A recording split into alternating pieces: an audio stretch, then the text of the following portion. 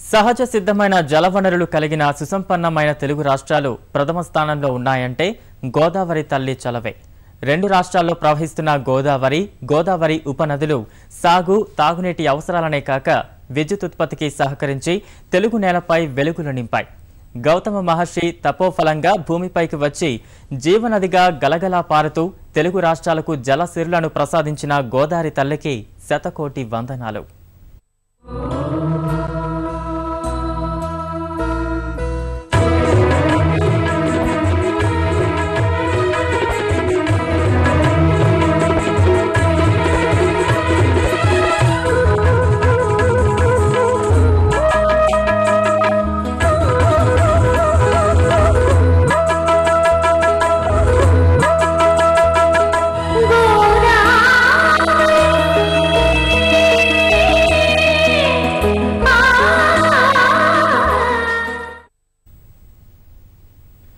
పరుగులిడే గోదావరి నదీ జలాన్ని ప్రాజెక్టులో నిల్వ చేయడం వల్లే లక్షల హెక్టార్లు సాగుయోగ్యంగా మారాయి. దక్కన్ పీఠభూమిలోని ఉత్తర ప్రాంతం, ఆంధ్రప్రదేశ్లోని ఉభయ గోదావరి జిల్లాలు వ్యవసాయకంగా తమ ప్రత్యేకతను నిలుపుకున్నాయి. వరిసిరులు కురిపించిన గోదావరి ఉద్యాన ప్రగతికి దోహదపడింది. మత్స్య పరిశ్రమ వృద్ధికి బాటలు వేసింది. తెలుగు రాష్ట్రాలను సస్యశ్యామలం చేసి కోట్ల మంది ఆకలిని తీర్చింది. లక్షల మందికి జీవనోపాధి కల్పించింది. గౌతముడు తపస్సు చేసి శివయ్యను అడిగి భూమిపైకి తెచ్చిన గోదావరి తెలుగు రాష్ట్రాల సిరుల ఝరి. నిజామాబాద్ జిల్లా రెంజల్ మండలం కందకుర్తి వద్ద తెలంగాణలోకి ప్రవేశించింది గోదావరి మాత. ఆదిలాబాద్, కరీంనగర్, ఖమ్మం జిల్లాల గుండా ప్రవహించి ఆంధ్రప్రదేశ్లోకి అడుగిడి ఉభయ గోదావరి జిల్లాలను పావనం చేస్తూ అంతర్వేది వద్ద బంగాళాఖాతంలో సంగమిస్తుంది. జన్మస్థానం నుంచి 1465 కిలోమీటర్లు ప్రవహించిన ఈ నదిలో కలిసిన ఉపనదులు మానవాళికి ఎన్నో రకాలుగా ఫలాలనందిస్తున్నాయి. ఎన్నో ప్రాజెక్టులు నిర్మించుకుని ఎంతో జల సంపదను ప్రోధి చేసుకునే అవకాశాన్నిచ్చాయి. గోదావరిపై మహారాష్ట్రలోని జైక్వాడి ప్రాజెక్టు తర్వాత నిర్మించిన ప్రాజెక్టే శ్రీరామ్ సాగర్ ప్రాజెక్టు. నిజామాబాద్ జిల్లాలోని బాల్కొండ మండలంలో గల పోచంపాడు గ్రామంలో నిర్మితమైన ఈ ప్రాజెక్టు 4 జిల్లాల వరదాయినిగా మారింది. 1963లో ప్రారంభమైన ఈ ప్రాజెక్టు 2 దశాబ్దాల కాలం పాటు కేవలం త్రాగు, సాగునీటి అవసరాలను మాత్రమే తీర్చిన అనంతరం విద్యుత్ ఉత్పాదన ప్రాజెక్టుగా అవతరించింది. నిజామాబాద్, కరీంనగర్, వరంగల్, ఆదిలాబాద్ జిల్లాల్లోని 4 లక్షల ఎకరాలకు సాగునీరు అందిస్తోంది.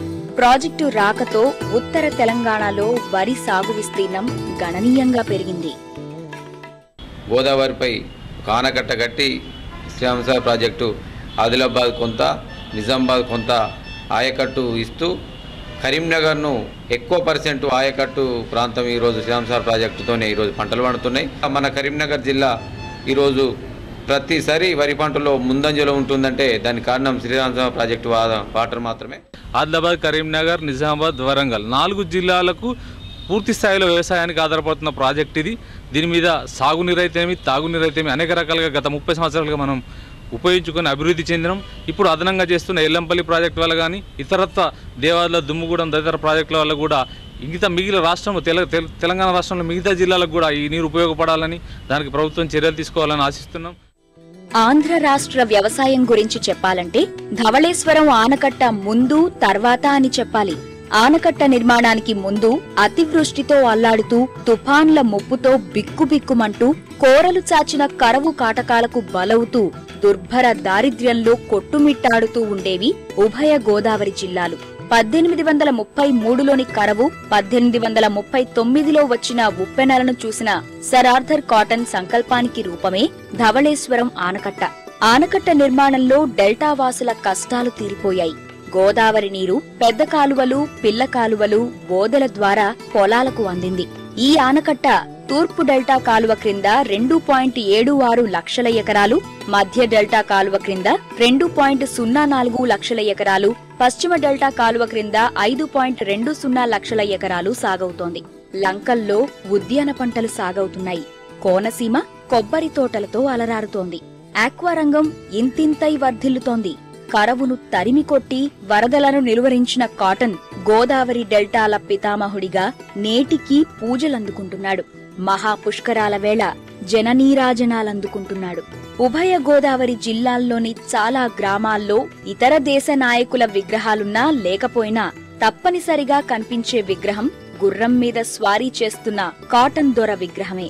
కొందరు రైతులు కూడా తమ ఇళ్ల ముందు ఈ మహానుభావుని విగ్రహాన్ని పెట్టి నిత్యం పూజిస్తుంటారు అంటే అక్కడి ప్రజల మదిలో కాటన్ స్థానమేంటో అర్థం చేసుకోవచ్చు. గోదావరి జిల్లాల్లోని ఏ రైతును కదిపినా కాటన్ తమ పాలిట దేవుడని, గోదావరి తల్లి రుణం తీర్చుకోలేనిదని చెబుతారు. గోదావరి కాలువ దాల్వా సార్వా 2 పంటలు లబ్ధి పొందుతున్నాం. అలాగే ఇప్పుడు మాకు చేపల చెరువులు వచ్చిన తర్వాత అంత క్రితం మాకు 4 లక్షల రూపాయలు ఉన్న భూమి ఇప్పుడు ఎప్పుడైతే ఈ గోదావరి కాలువ పుష్కరంగా అందుతుందో దీనికి పైకడులు వచ్చి ఎగబడి మాకు ఈ భూములు కొనుగోలు చేశారు. 20 లక్షల రూపాయలు అయింది భూమి వచ్చి చెరువులో. ఆ కాటన్ ద్వారా ఆ రోజు చేసిన కాలువ పుణ్యం అంట మేము ఈరోజు శుభ్రంగా తింటా శుభ్రంగా ఉంటున్నాం. ఇప్పుడు ఇవాళ ఇతర దేశాలకు మనం ఎక్స్పోర్ట్ చేస్తున్నాం అంటేనండి గోదావరి యొక్క పుణ్యమేనండి. ఈ గోదావరి కాలువ ఉండబట్టి ఈ పొలాలు ఈ పంటలో పండుతున్నాయండి. ఇవాళ 30-40 బత్తాల దగ్గర ఈ పంట ఒండ్రు నీరు, చాలా మంచి నీరు, శ్రేష్టమైన నీరు అండి. ఇన్ని సిరి సంపదలకు కారణం గోదావరి. కాటన్ దొర గారు 120 సంవత్సరాల నాడు మనకి ధవళేశ్వరం బ్యారేజీ కట్టారు. ధవళేశ్వరం బ్యారేజీ కట్టిన తర్వాత మా ఉభయ గోదావరి జిల్లాలు కానివ్వండి ఆ నీరు పారినంత లెక్క కూడా సుభిక్షంగా ఉంటుంది. శుభ్రంగా రైతులు పాడి పంట ఉంటుంది. చాలా సంతోషంగా ఉంటున్నారు.